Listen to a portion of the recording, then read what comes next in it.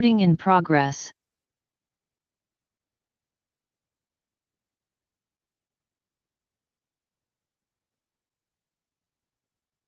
Okay, I think we're about ready to start.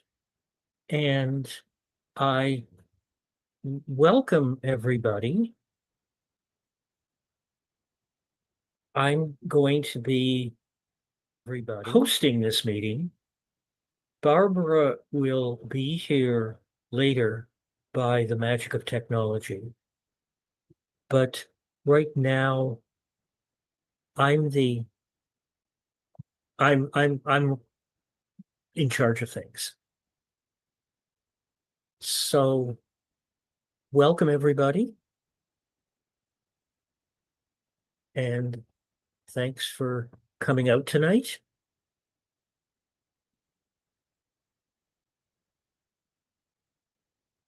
Still a few people coming in.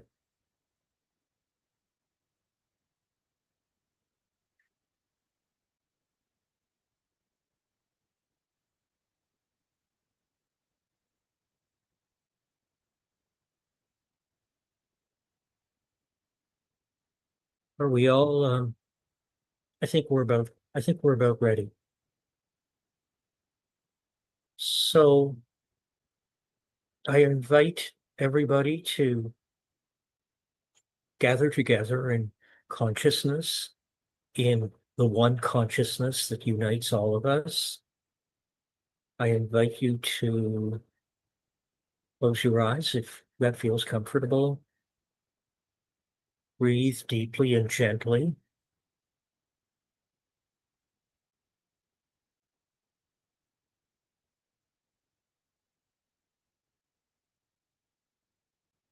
Yes, there's a message about leaving your email if you haven't done that already. So there's a perfect flow of creation, and it's always there, infinite in its scope and in its power. And it's a loving creator, a loving flow of creation, always moving us toward our highest good.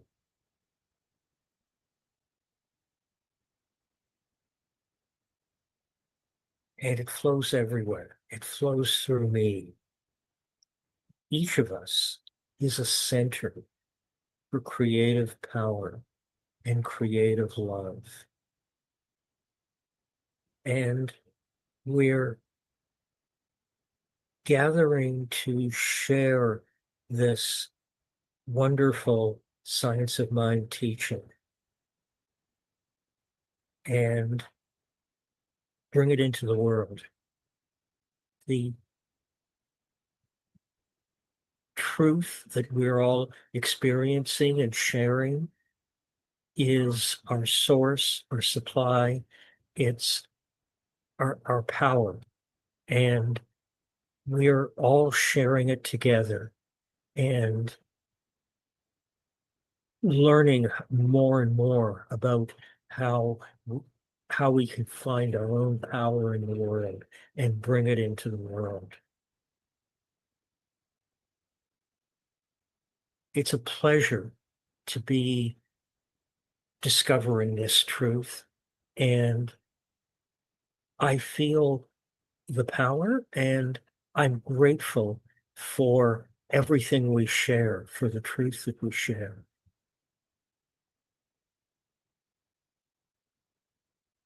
This flow is the truth, the flow of creation. I recognize it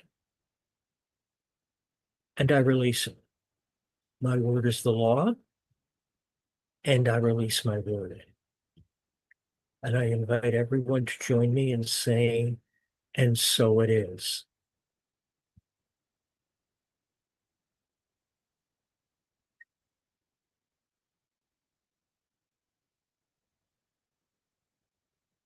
And we've been in the habit of doing a land acknowledgement. We recognize that this is the historic homeland of many First Nations, Inuit, and Métis people from across Turtle Island, and this vast expanse of Canada has been home to many First Nations. We recognize and acknowledge the original caretakers and knowledge keepers, and we give thanks to all of the Indigenous peoples, recorded and unrecorded, who've shared responsibility for this territory. We strive to be allies and take an active part in reconciliation. We recognize our ultimate oneness and acknowledge this truth in the past and in the present, and commit to move forward in a spirit of mutual cooperation. We are one. And now we're going to listen to a sermon, a pre-recorded sermon, and I'm going to turn it over to JJ and let him set it up, and we can just relax and enjoy it.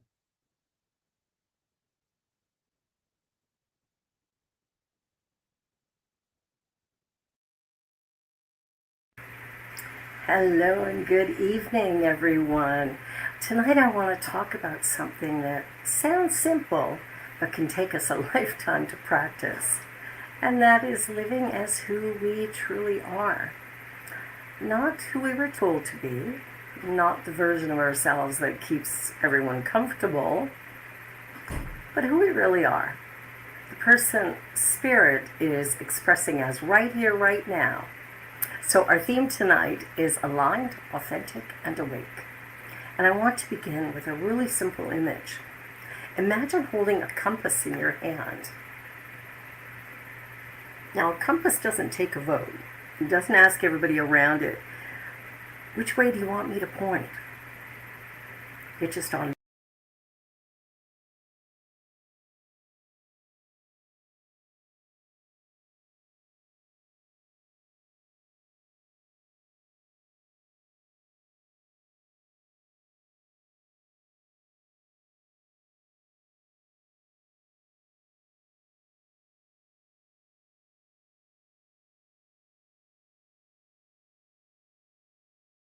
There's something within each of us that knows. Now, we might call it intuition or spirit, divine presence, our inner wisdom. Whatever language we choose to use, there's a place within us that recognizes truth. The question is, are we listening? So what does it mean to be aligned? Alignment doesn't mean anything doesn't mean everything, in our lives is perfect.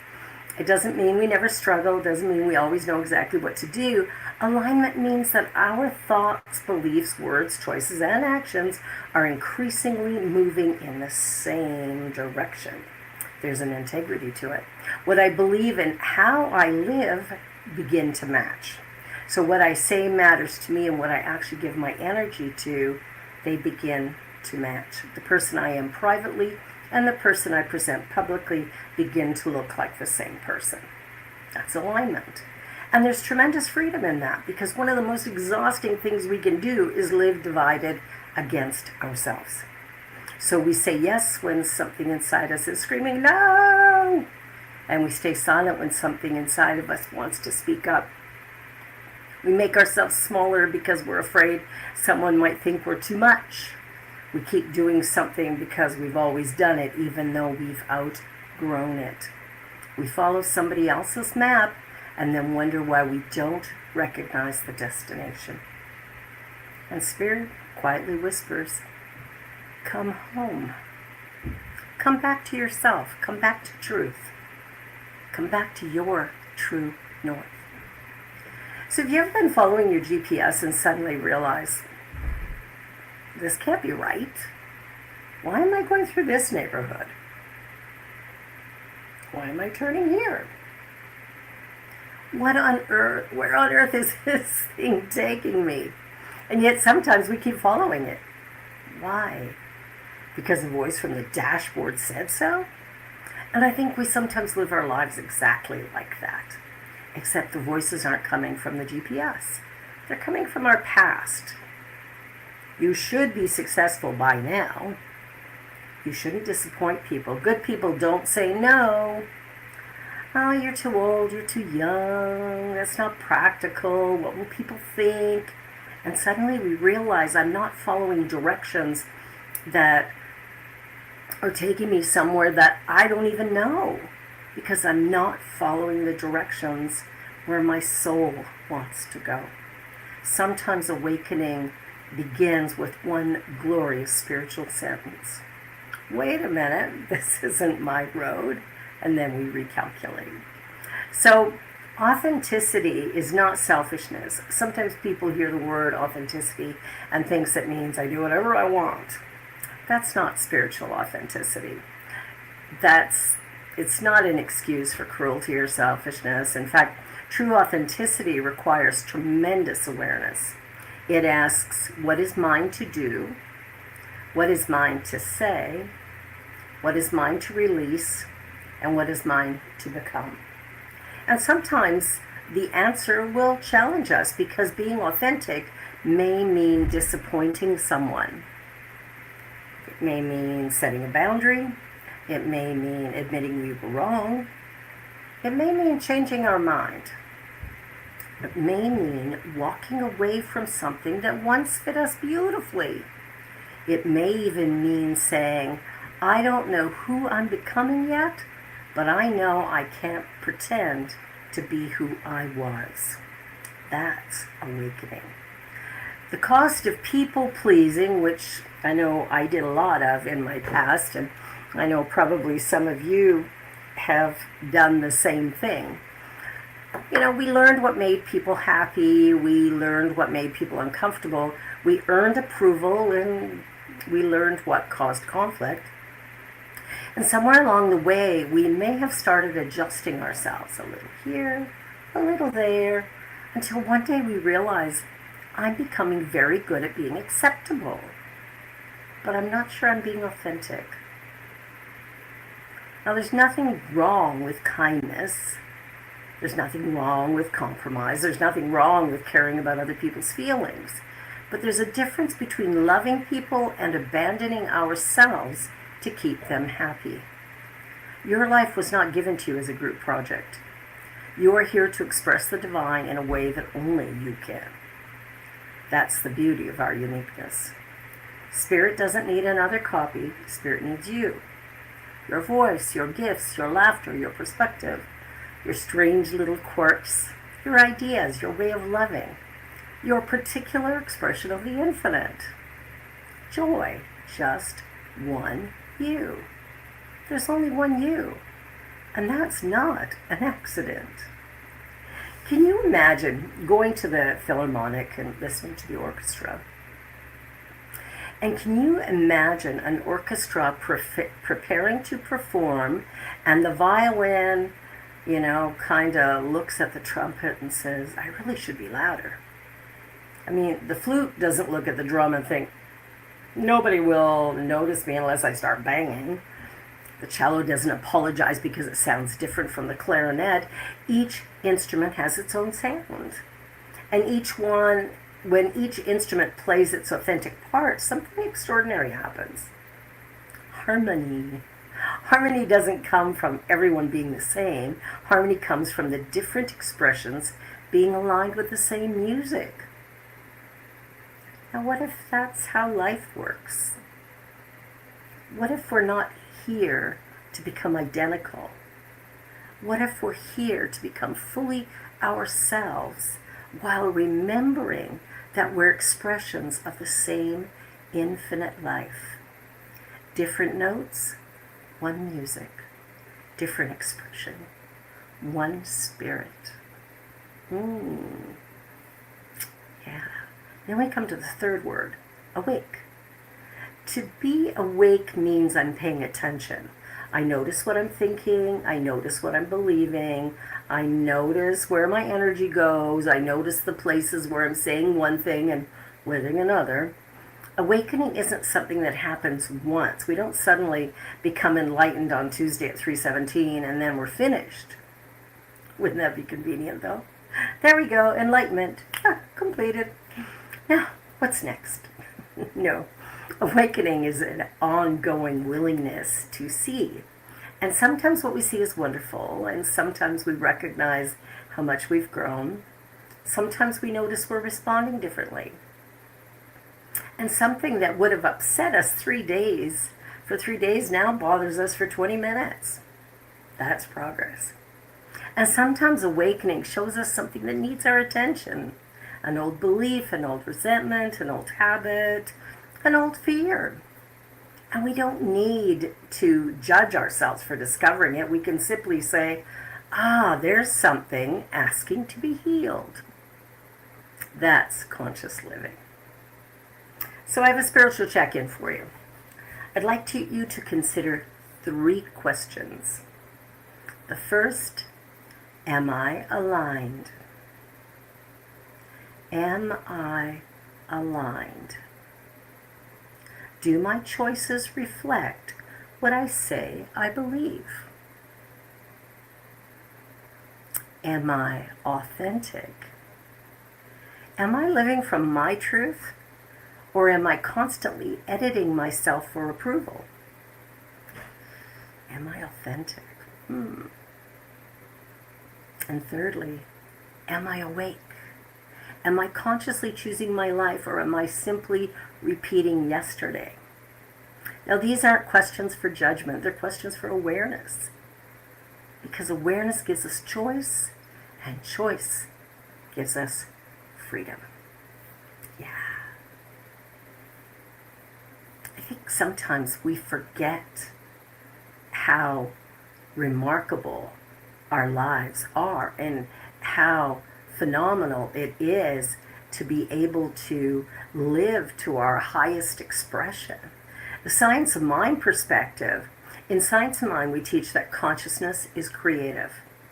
What we consistently believe, embody, expect, and accept becomes the pattern through which we experience life. And so authenticity is not merely about personality, it's about consciousness. If I believe I'm powerless while affirming that Spirit is all-powerful and expressing through me, there's a contradiction. If I say abundance is everywhere, but I'm, sitting with my fear of lack, there's a contradiction. If I say every person is a divine expression, but constantly tell myself I'm not enough, there is a contradiction. Alignment asks us to bring these things together. What I know spiritually must become what I live practically. I don't mean, to merely believe in divine life or to think about divine life. I live from it. I don't merely talk about abundance. I practice openness and generosity. I don't merely teach love. I become more loving. I don't merely say I trust Spirit. I make choices from trust. That's alignment. So let's return to our compass for a second. Imagine there's a spiritual compass within you. When you're aligned, there's often a sense of expansion, peace, clarity, energy. Something feels right.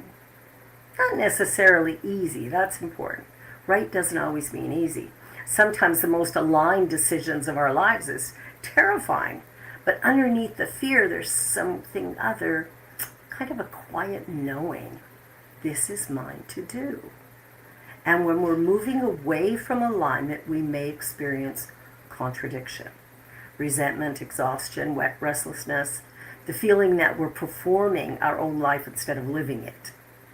Those feelings aren't punishment, they may simply be information. Your inner compass is saying, check your direction. So when I came to Toronto to start teaching Science Mind here, I didn't know what I was going to find here. I came here with $40 and a dream, one-way plane ticket to Hamilton, somebody's sofa to sleep on when I first got here, and then a dream to create something. And as I was doing all of this, there was within me, that moment of, I wonder what my family would say if they knew I'm traveling across the country with $40 and a one-way plane ticket. They might have thought I was crazy. They might have tried to stop me even. But here's the thing. I came here. I've built a life here. I've been here 26 years now. It was not a mistake. It wasn't always easy. There were days when I had to skip meals. There were days when I wasn't sure I could, pay my rent but I just kept putting one foot in front of the other. One foot in front of the other. And by doing that and staying in alignment with the original intent, teaching Science of Mind in Canada's largest city. That was my desire. That was my whole dream, was to bring this teaching here. And so I've done that. And now this is the second CSL center that I've founded and run. And this one is under a different name. We're not a different place. We still are Centers for Spiritual Living, but our name is the Universal Joy Center. And the reason I named it that, or the reason that we as a collective came to an agreement about that, was because the ideas that I found in this teaching of the Science Mind, they brought me joy. They took me from a life of misery and discomfort, challenges, and just all kinds of chaos, to a place of real joy. I like who I am today. It took me a while to get here. Yep, it did. There was a part of me that just couldn't believe that somehow I had value or worth.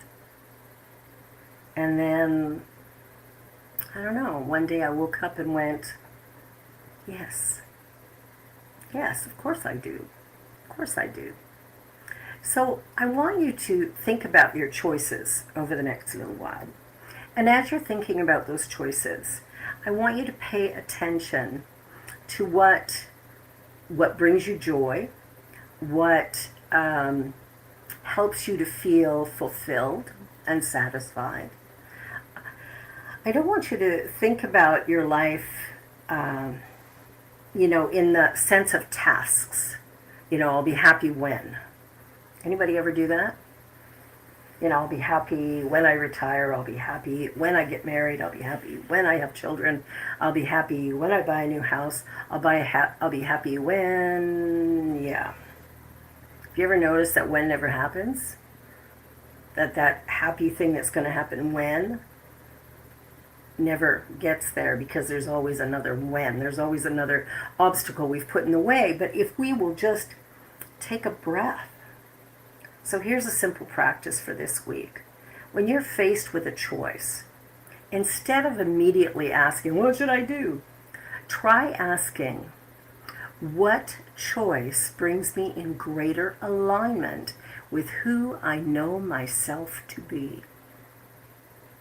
What choice brings me into greater alignment with who I know myself to be? That's a very different question. Or you could ask, what would love choose? What would courage choose? What would the most awake version of me choose? And then listen. Not to the loudest voice, not necessarily to the most fearful voice. Listen beneath all of that. Listen for the quiet knowing, your true north. I knew it was time for me to come to Toronto when I moved here in July of 2000. I knew it wasn't something that I thought I could do, I might do, I'll give it a try. No. I knew it was time to come to Toronto.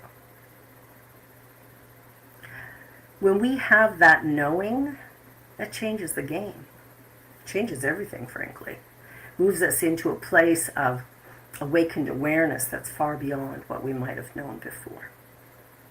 Okay, so as we're coming to the end of this talk, what I want to do is take you into a meditation, which is about finding your true north. Okay, so I want to invite you now to become comfortable. Just allow your body to settle and take a slow, easy breath in. Gently release it. If you feel comfortable, close your eyes. And again, breathing in and letting go. Breathing in, relaxing the shoulders, letting go. Allow the activity of the day to soften. There's nowhere else you need to be right now. Nothing you need to accomplish. Nothing you need to prove. Just simply be here. Become aware of the presence within you. The quiet presence beneath the thoughts.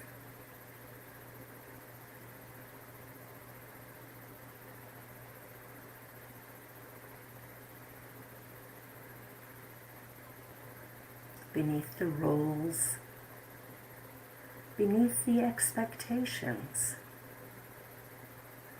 beneath every name you've ever been called and every identity you've ever worn. There is something deeper, something eternal, something whole, spirit, expressing as you. Now imagine that you're holding a compass. Notice the needle gently moving until it becomes still. It has found north. And imagine that this compass represents your own inner knowing, your spiritual true north. Quietly ask within, what is mine to know today? What is mine to know today?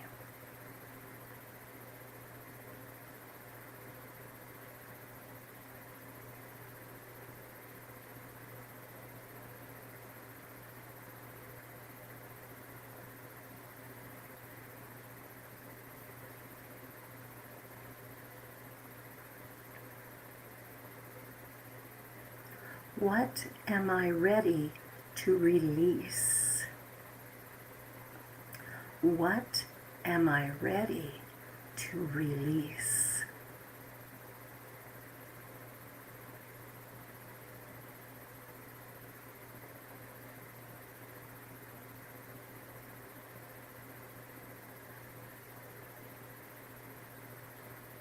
Where is life asking me to be more authentic?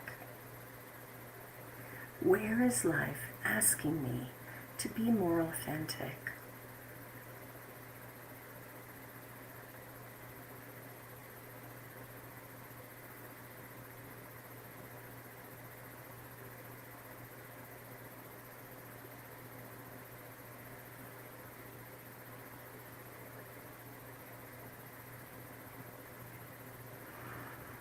And finally, What wants to emerge through me now? What wants to emerge through me now? Don't force an answer, simply listen and trust that the deeper wisdom within you knows the way.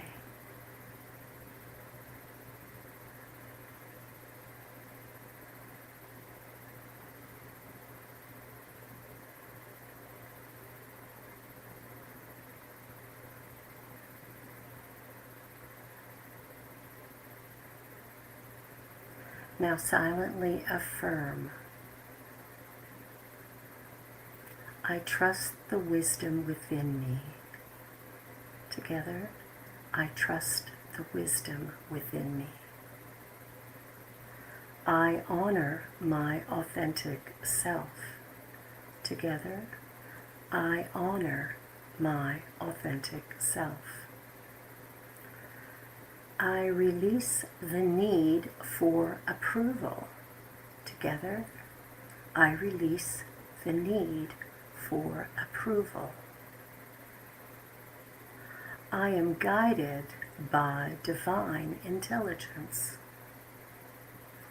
I am guided by divine intelligence. I am aligned with love. I am aligned with love. I am awake to possibility.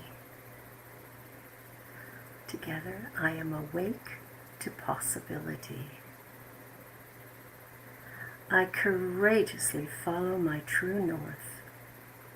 Together, I courageously follow my true north. Take a gentle breath in. And as you release, feel the ground beneath you. Feel yourself returning fully to this moment. And as you open your eyes, just know you don't have to see the entire road. You only need enough light for the next step. Your compass is within you.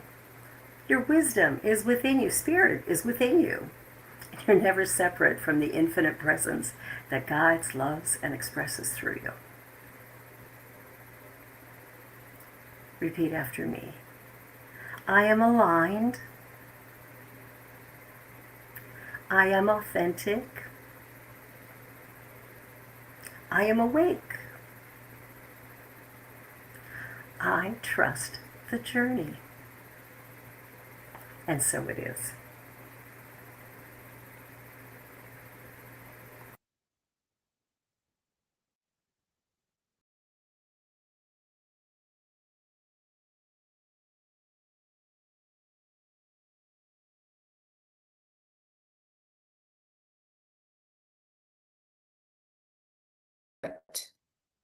We give because we recognize that we live in a universe of circulation.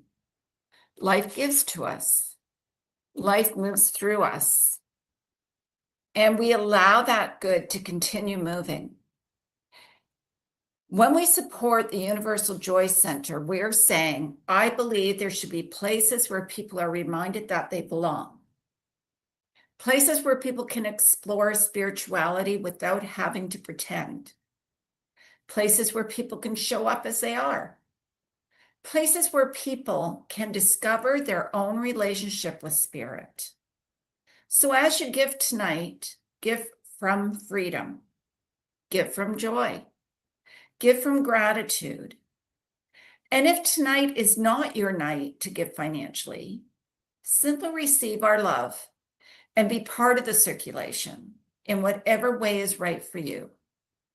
And for those who feel called, our Joy Partnership monthly donor program offers an easy way to make a set recurring gift, providing stability and helping our community continue to thrive.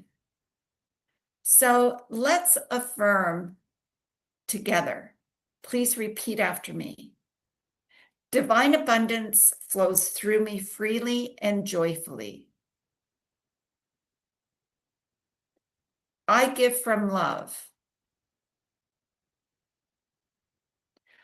I receive with gratitude. And I trust the infinite circulation of good. And so it is. Thank you for your generosity, your presence, and for helping the Universal Joy Center continue to be a place where ancient wisdom meets joy now. Your partnership truly makes this ministry possible. And the ways you can give is you can do an e-transfer to admin@ujoyc.ca. You can click donate on our website at ujoyc.ca. Or you can mail a check to the Universal Joy Center, and you will find the address in the chat or also on our website at ujoyc.ca. And there are many opportunities to connect with us. We invite you to join us each week this month as we journey together into the heart of the powerful and inspiring topic, joy as a spiritual practice. Now, beginning Friday, September 18th, from 10 a.m. to 12 p.m. Eastern, there will be a 6-week course starting. It's utilizing the book, This Thing Called You by Ernest Holmes. And you will experience a beautiful journey into the wonder of who you really are. And if you're not already getting the newsletter entailing our exciting up-and-coming events, programs, and courses, please go to our website and sign up for it now. And please note that as we continue to grow and evolve, our website is also undergoing a transformation. We hope it's going to be ready soon, but it is currently under construction, and we appreciate your patience as we create an even better online experience for our community. And for those who are watching on Facebook or YouTube, thank you for joining us this evening. And please like, share, and subscribe. Also, you can join us in the Zoom room by clicking on the link in the chat. Join the conversation, ask questions, and discover what makes this philosophy so life-changing. Everyone is welcome. And now, Nick will give us a closing treatment.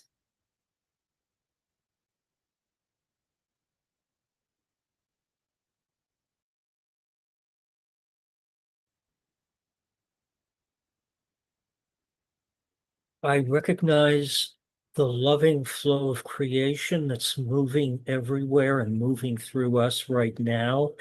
I recognize the flow of creation that's moving through me. I'm bringing it out into the world, living my life in my own authentic way, and enjoying the peace and the power that is me. And I'm grateful for this peace. I'm grateful to be sharing it with everyone. Please join me in saying, and so it is.